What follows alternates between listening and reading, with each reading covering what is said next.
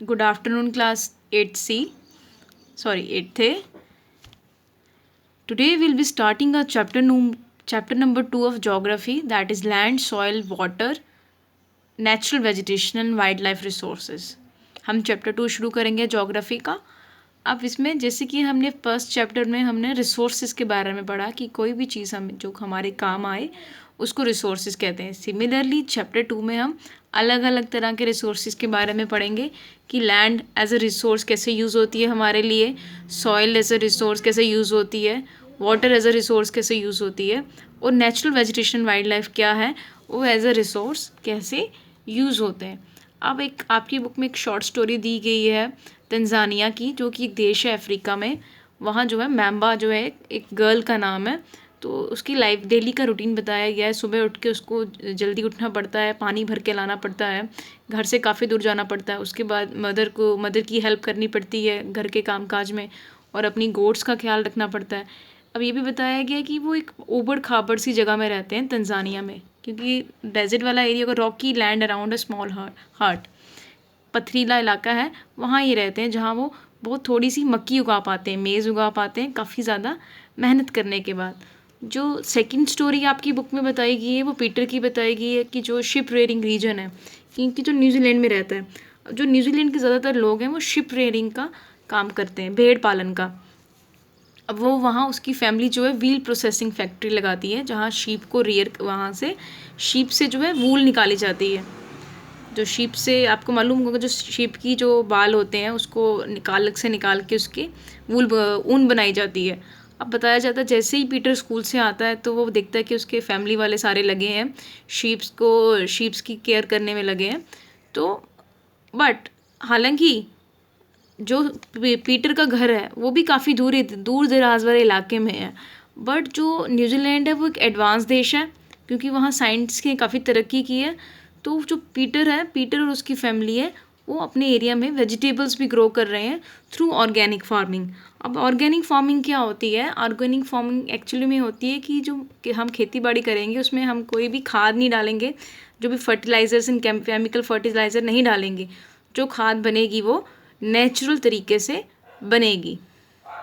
अब जब हमने पीटर और मैम्बा का केस देखा तो हमें ये रियलाइज़ हुआ कि दोनों की लाइफ अलग है. वो इसलिए जो मेन डिफरेंस इसलिए रहा कि दोनों की लैंड की क्वालिटी में डिफरेंस है.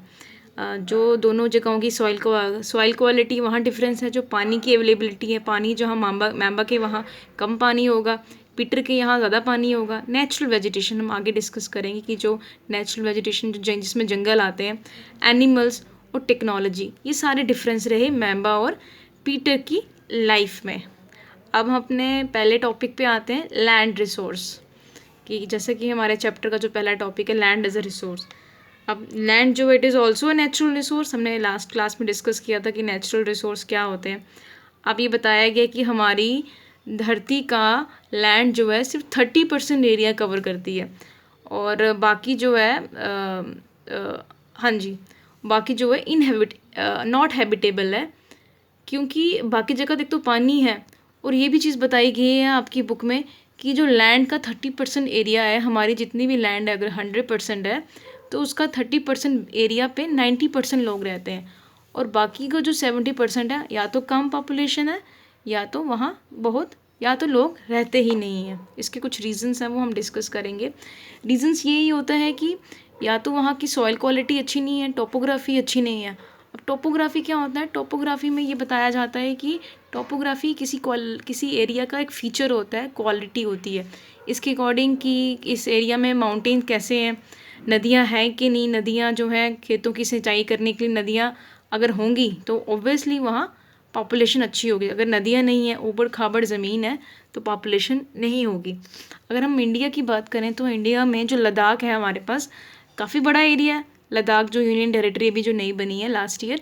बट पॉपुलेशन इसलिए कम है कि रग्ड टेरेन है, तो ऊबड़ खाबड़ जगह है, पानी के सोर्स कम है. उसके बाद क्लाइमेटिक कंडीशन इनहॉस्पिटेबल है, सॉइल क्वालिटी अच्छी नहीं है.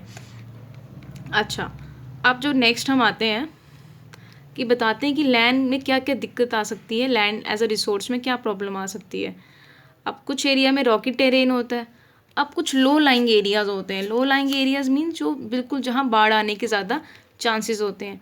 अब कुछ डेजर्ट्स होते हैं, कुछ फॉरेस्ट एरिया होते हैं, वहाँ भी पॉपुलेशन कम होती है। बट प्लेन्स जो होंगे वो रिवर वैलीज, जहाँ जहाँ जिन जगहों पे रिवर्स बहती हैं और फर्टाइल एरिया, जैसे पंजाब प्लेन है तो हमारा, और हरियाणा भी प्लेन है, यूपी वाले एरियाज़, यहाँ एग्रीकल्चर अच्छा होगा और पॉपुलेशन भी अच्छी होगी। अब नेक्स्ट जो टॉपिक आता है बेटा, land use. Now what is land use?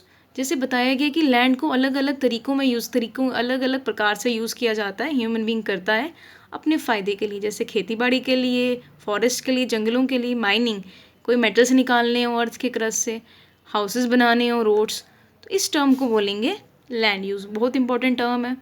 अब जैसे कि हमने पहले भी डिस्कस किया कि लैंड क्यों यूज़ होती है, क्योंकि कुछ फीचर्स होते हैं, जैसे टोपोग्राफी कैसी है, वहाँ नदियों की पोजीशन कैसी है, माउंटेन कैसे हैं, उसके अकॉर्डिंग भी लैंड यूज़ होगी। सॉइल कैसी है कि फसल हो पाएगी कि नहीं, क्लाइमेट कैसा है, मौसम में इंसान रह पाएंगे कि नहीं, कि वहाँ मिनरल्स हैं, जैसे इन सेंट्रल इंडिया में आपको it is very much rich in mineral resources, पानी की अवेलेबिलिटी है। उसके बाद की ह्यूमन पॉपुलेशन, अच्छा टेक्नोलॉजी, क्या उस कंट्री उस एरिया में टेक्नोलॉजी की ज़्यादा यूज़ होता है, टेक्नोलॉजी ज़्यादा एडवांस है, तो उस कारण भी आपकी लैंड यूज़ होगी। अब लैंड की क्लासिफिकेशन बताई गई है, प्राइवेट लैंड और कम्युनिटी लैंड। नाम से ही पता चलता है, अगर एक आदमी के पास लैंड है तो प्राइवेट, अगर काफ़ी सारे ग्रुप ऑफ पीपल के पास लैंड है तो कम्युनिटी प्रॉपर्टी। जैसे गांव में सपोज़ कोई 10 जनों के पास एक ज़मीन का टुकड़ा है, उसको as a medium of business use करते हैं। जैसे डेयरी फार्म खोला, 10 लोगों ने मिलके अपनी एक कॉमन ज़मीन ली है, तो उसको बोलेंगे कॉमन प्रॉपर्टी रिसोर्स। अब ये बताया गया आपकी बुक में कि पॉपुलेशन तो बढ़ रही है तो लैंड का यूज़ बढ़ रहा है, इसके कारण क्या हो रहा है, लैंड डिग्रेडेशन हो रही है, जिसके कारण कई बार फ्लड्स आ रहे हैं, लैंडस्लाइड्स आ रहे हैं, तो काफ़ी ज़्यादा इश्यूज़ आ रहे हैं, लैंड डिफॉरेस्टेशन हो रही है, सॉइल डेजर्ट इरोजन हो रही है, तो हमें इन इश्यूज़ को एड्रेस करना चाहिए। आज हम क्लास में इतना डिस्कस करेंगे। Thank you class.